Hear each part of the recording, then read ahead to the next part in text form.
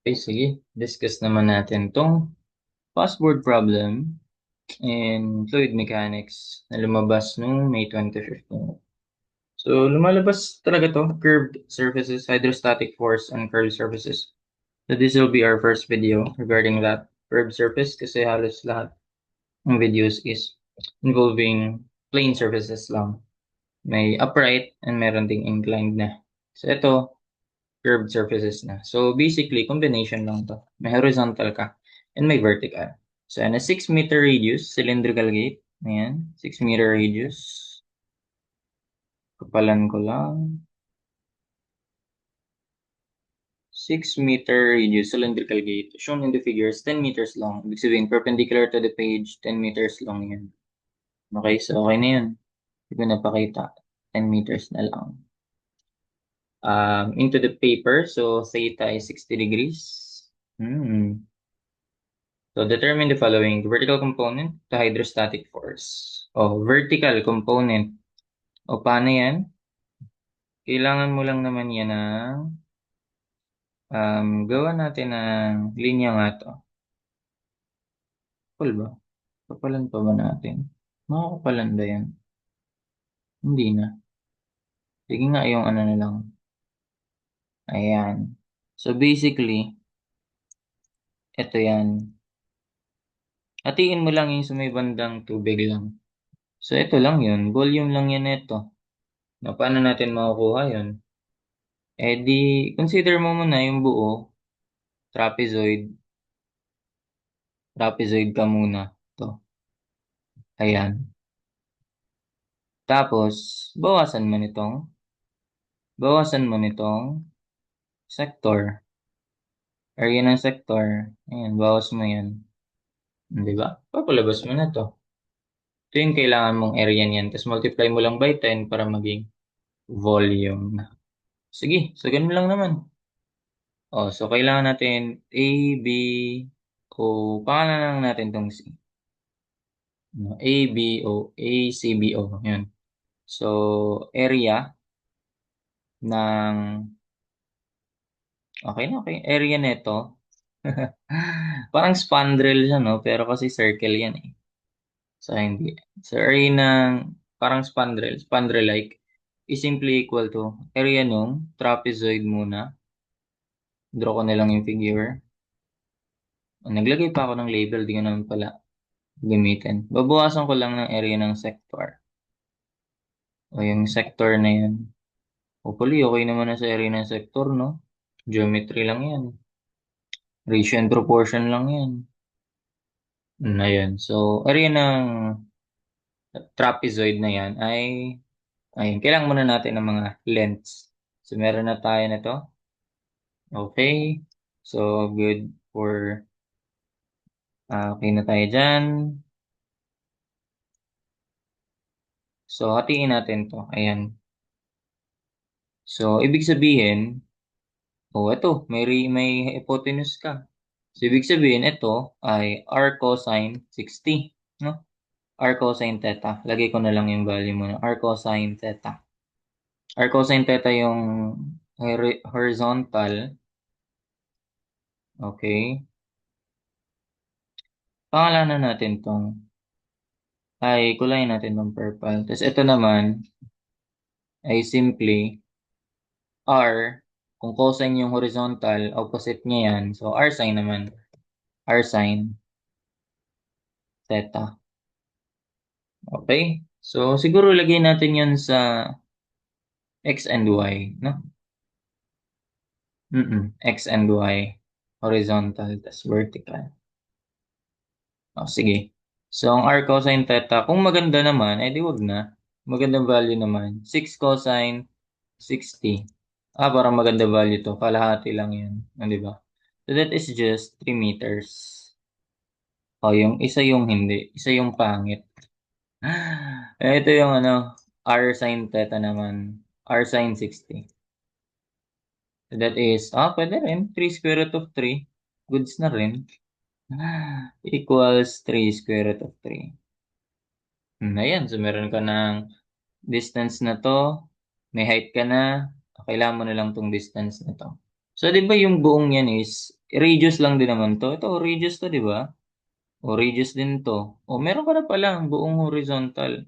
Yung buong horizontal mo pala is just the radius. No? Ito, buong yan ay radius lang yan. So, yan yung 6. R is equal to 6 meters. So, ito, kailangan nating bawasan to. So, this is just R minus R cosine theta. So, ito na yun. R minus R cosine theta. R, bawasan mo itong R cosine theta. Alam mo naman na R cosine theta is just 3. So, 6 minus 3, that is just 3 meters din. O, yun na. Kompleto na. May, ano ka na? Base 1. May base 2 ka na. May height ka na. O, goods na yan. Masasolve mo na yan. So, for area ng trapezoid, that is 1/2. Base 1 plus base 2 times height, di ba? So, yung height, lagay ko na dito. 3 square root ng 3 over 2. Ayan. Tapos, baga 1/2, naka-multiply na sa height. Then, sum na lang ng base 1 and base 2. So, 3 plus 6. No? Ayan. Tapos, area ng sector. Ito. Paano yan? Pag area ng sector, kung nakalimutan, ano lang naman yan? 'Di ba yung 1/4 parang 1/4 mo lang, 'di ba? Kumbaga yung quarter ng circle, yan, 1/4 mo lang, pi r squared over 4. O eto, so kailan mo lang din i-ratio yan, pi r squared times 360 over 360. Yan, pi times radius, o radius 6 squared, pi r squared times, yung ratio lang ng theta, 60 over 360. O yun eh, ang sector na yan. Ano value? So that'll be 3 square root of 3 divided by 2 times 6, 7, 8, 9 minus pi times r squared and times 60 over 360, 1/6 and 60. 6 over 36, ninulat ko talaga. 1/6. So 4.53. 4.53. Area, lagay ko nga yan sa A. Area eh. O, 4.5, 4.533 square meters yan. Area pa lang yun. Di ba? So, para mukha yung vertical component, dito na lang natin ilagay. F sub V. O, di ba? Ano lang naman yan? Vertical component, unit weight ng water times volume. May unit weight ng water times volume ay simply area times yung length. O, ayun. Unit weight ng water. Water ba to? Ayun, water surface. Wala binigay dito, no? Nasa figure siya, sinabi water surface.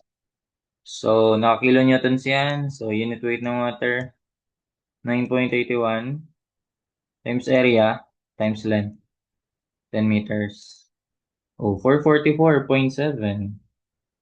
Di ba? Ayun na yun, FV. Horizontal component. Paano naman yung horizontal component? Paano ba nag-act yung vertical component? Siyempre dito, sa centroid din yung area na yan. So, kailangan mo pa pala mapalabas pa yun, no? Yung centroid. Kung area na yan. So, magbabarignance ka pa dyan. Mabuti na lang ginento natin yung area. Kailangan natin yun eh. O, yan yung FV dyan. Nag-act yung FV. Wala ka. Okay. Tapos na yung isang video. Ayan. So, FV. Then yung horizontal naman, syempre, horizontal lang siya. Pero nag-act yun sa baba pa, di ba? Hindi naman yan sa center of gravity, kundi sa center of pressure. Ang distance naman nun ay laging 1/3 ng height na yan. So, ang distance na yan, pangalan nating y, is simply 1/3 ng, ito, 1/3 nito, 3 square root of 3 over 3. Or simply, square root ng 3. No? Cancel lang. Ito, kailangan nating masolve to. Location from point of the vertical component. Ayan. So, kailangan natin ano dyan, Vergnons. So, ano, horizontal component of the hydrostatic force. Ang dali lang yan. F sub H. Oh, that is gamma H, di ba? Gamma H bar area pala. gamma h bar times area. Ang area na gagamitin natin dyan yung vertical projection. Okay, sub V. Hindi yan shear ha. Sa PSAD. A sub V vertical na lang o VP. Area vertical projection. So ayun. So unit weight ng water. Unit weight ng water 9.81 times h bar. O kalahati lang yun ang height. Yan yun. 3 square root of 3 over 2. Yan yung height eh. 3 square root ng 3 over 2. And then multiply mo sa area ng vertical projection. Yun pa rin. Yung height pa rin. Pwede ko na lang pala i-square yan, no? Times ko na lang sa yung vertical, yung horizontal niya. Naka 10. 10 meter yung perpendicular to the page niya, di ba? Ayan. O ano? 662. 175. Hmm. Erroneous nga talaga siguro. Ayan. Tama naman. 5.196 over 2. Ano ba naging solution sa ano dito? CLF natin. So, 3 square root ng 3. Ito naman yan, 5.196. Lagay ko yun sa y nga. So, that's 9.81. Typo lang yun sa CLF. So, y over 2. Height over 2. Times y over 10. Y times 10. Ayan. Wala. 1324. Wait lang, may mali ba ako?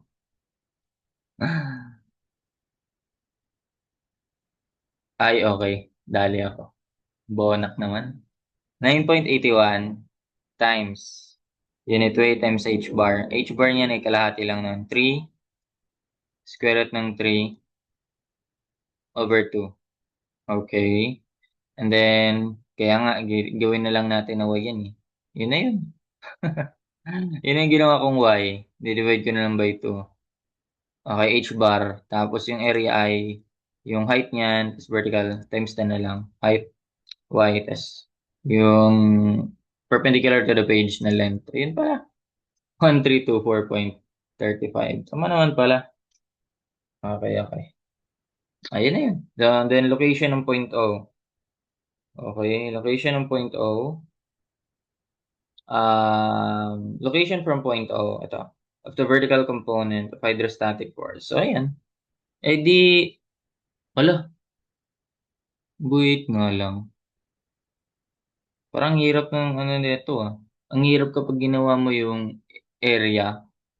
Kasi ito, yung sa sector, di ba iba yung centroid niyan? So, ayan.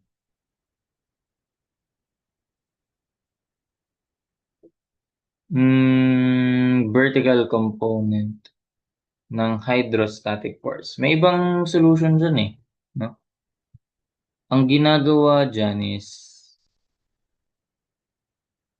okay. So, ginagawa dyan, kinukuha yung resultant. Okay, so lagay natin to sa x na nga. Okay naman na tayo dun sa y. Okay, 1324 lagay natin sa x. Tapos yung isa lagay natin sa y. Yan yung 444. Okay, so yan. Store natin sa y ito, yung vertical. Store natin sa x yung horizontal. Okay, so kung kukunin natin yung resultant niyan, nag-act yan, parang pa ganito, no? So, syempre may angle theta yan.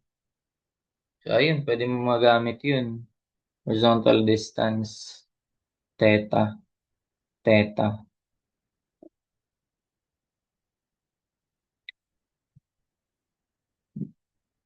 Yung resultant na F. F sub R na lang. Ang tanong, nagpa-pass through ba yan? Pwede yan mag-pass through eh, no? Yung resultant niyan. Perpendicular ba yan lagi? Half circle. Ay, ano yan? Hindi yan half eh. 1/6 of a circle. Okay, wait lang. Ayun. Sige. So, ayan na. Magpa-pass through siya sa center niyan since part naman to ng circle. Iyan ay part ng malaking circle. Itong circle na to. Okay, part siya. Ano?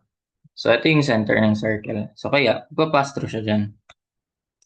Okay, yung resultant natin, magpapass through dun. Ibig sabihin, ano siya, perpendicular siya or normal siya sa tangent line kung may mabubuo dyan. Ayan. Ito natin ilagay. So, magpapass through yan sa O. So, pag nag-moment tayo dun, ito and ito na lang yung meron tayo. Di ba? O, yun na. So, horizontal distance niyan is, lagyan ulit natin to.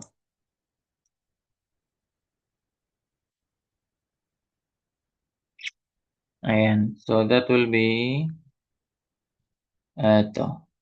Ayan yung hinahanap na X bar. X. Ganun. So, ito, alam naman natin, Y lang naman yan. Di ba? With summation of moment, yun yan. Ayan yung magagamit natin dito. With summation of moment, about point O is equal to 0. Magpapass through dun yung resultant. Magpapass through dun yung resultant. So, moment ka na lang sa components niya. So, meron tayong wala ko lang pangalan dito. F horizontal. Ibig sabihin, F horizontal times Y. Equate mo lang sa, ayan, paikot dito. Tapos ito, paikot dun. O, equal yan sila. FV times, ayun na yun yung X na hinahanap natin. So, ang FH may value na tayo niyan. Yung Y may value na rin tayo niyan. Diba? So, masasolve na natin sa X. So, that is just, ayun, yung F horizontal, ito yung napastore ko sa X, diba? Double check na natin. Baka mamali uli, no? Tapos yung Y ay 1/3. Ito yan, 3 squared ng 3 over 3 squared ng 3 over 3 or simply magka-cancel. 3 over 3. It's just 1. So, simply square root of 3 na lang. Yung square root of 3, then, divided by yung FV. Nasa Y yan, di ba? Check na natin. O, ito yung X horizontal, 1324. Ito yung vertical, 444. And voila, 5.158. 5.158 meters. Distance niyan. Ganun. So, don't need naman na pa-kunin yung ano. Yung iba may approach dito na ano rin eh. Kunin mo yung angle theta. O may mga ganun na tanungan din. Kunin mo yung parang distance niya rin, di ba? Parang dito yan eh. Kung dito yan tatama, o dyan yan sila nag-intersect. Pero hindi yan sa ano, hindi yan sa gitna. Babayan ng center of gravity. Ay, nangyari. Medyo baba siya ng center of gravity. Yung tinatawag natin center of pressure. Dun nag-intersect yan. And I guess that's it for this problem. And hope you learned something. Thank you.